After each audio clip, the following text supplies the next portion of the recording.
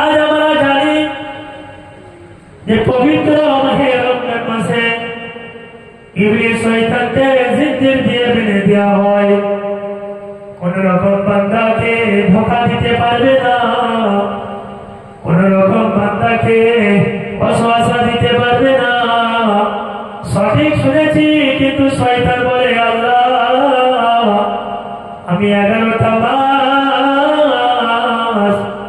আপনার বান্দা বান্দিকে এমন ওষুধ দিয়ে এসেছি, আপনার বান্দা বান্দিকে এমন তাদেরকে শিক্ষা দিয়ে এসেছি, এমন ওয়াসওয়াসা দিয়ে এসেছি, তাদেরকে এমন ধোঁকা দিয়ে বোকা বানিয়েছি।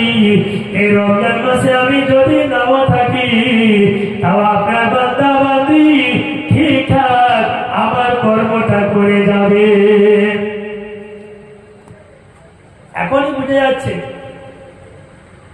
যে শয়তান যেটা বলেছে ঠিকই, 11টা মাসের মধ্যে আমি এমন তাদেরকে ওয়াসওয়াসা দিয়েছি, এমন তালিম দিয়েছি যে পবিত্র একটা মাস তারা কিছু মনে করবে না, এমন চুলের কাটিং দিবে, এমন টেনশন করবে, এমন তাদের চালচলন হবে, এমন তাদের ব্যবহার আচার হবে, এমন তাদের কথাবার্তা হবে যে আমি শয়তান পর্যন্ত লজ্জা পাবো। মিলে যাচ্ছে কথায় কথা।